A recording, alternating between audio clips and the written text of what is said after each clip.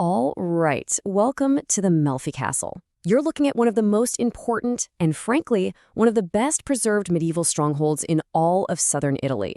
Just look at it. Perched on this volcanic rock, its massive walls have seen, well, millennia of history. So today, we're going to step inside and uncover its secrets. Okay, so to really get Melfi, you have to understand it has two different souls, two personalities, if you will. On the one hand, you've got this medieval fortress, right?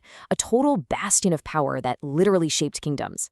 But then, on the other hand, it's also this incredible treasure chest, protecting the stories of civilizations that were here long before these walls ever went up. So let's dive into both, starting with its medieval heart. All right, first up, the castle's medieval soul. This is the story of how this fortress became a serious center of power for kings, for emperors, and how it ended up changing the course of European history. No big deal, right? You know the castle's history? It plays out like a massive dynastic saga. We're talking 4 great powers shaping this place over 5 centuries. So it all kicks off around 1042 with the Normans. Then you get the legendary Swabians under Frederick II. After them, the Angevins roll in and give the castle the imposing shape you see today. And to cap it all off, the powerful Doria family from Genoa takes over, and they hold onto it for more than 400 years.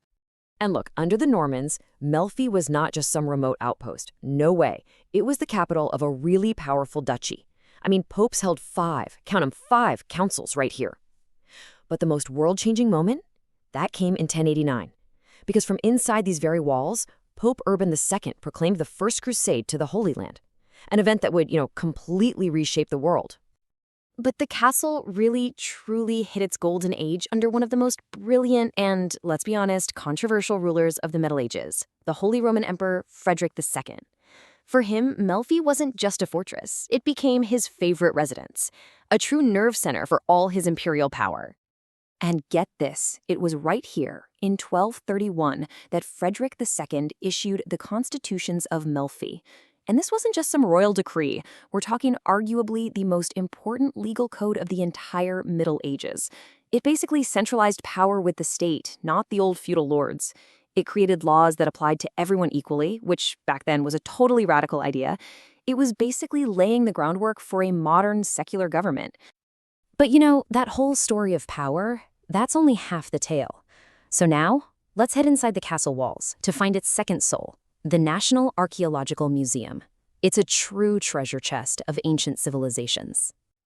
So the museum is named after a guy called Massimo Pallottino, who was a total giant in the world of archaeology. And you might ask, why him? Well, because he was a huge champion for the ancient peoples of this land, the Dani, the Lucani, the Saniti. He was the one who argued that they weren't just footnotes in Roman history. No, they were complex, original cultures all on their own. And this museum, it's his legacy. And wow, what a legacy it is. The collection is just stunning.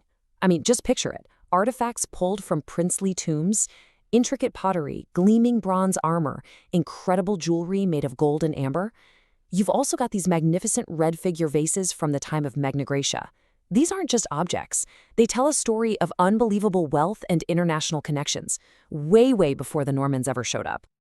Okay, so among all of these amazing treasures, there is one undisputed masterpiece. It's really the emotional heart of the entire collection. Honestly, it's the reason a lot of people come to this museum. Let's go take a look. It's the sarcophagus of Rapola. And this one single object is one of the most important Roman-era finds in all of southern Italy. Its story is just, well, it's captivating. So, it dates back to the 2nd century AD, and it was actually found by chance way back in 1856. But here's the most amazing part. This huge marble sarcophagus, it wasn't carved around here. Nope, it was crafted by master artisans in Asia Minor, what we call Turkey today. And then it was shipped all the way here.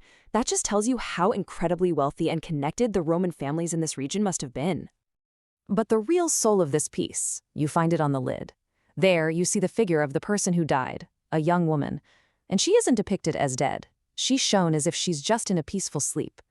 The artistry is so delicate, so lifelike. It's just an incredibly moving portrait of serene, eternal rest. It really feels like a bridge across time and space, connecting the ancient East right here to the hills of Basilicata. Okay, so we've seen the fortress of emperors, and we've seen the treasures of these ancient peoples. Let's bring the two souls of Melfi Castle back together now so we can really understand the complete story. This is where the container, the castle, and the content, the museum, really become one single story. Think about it.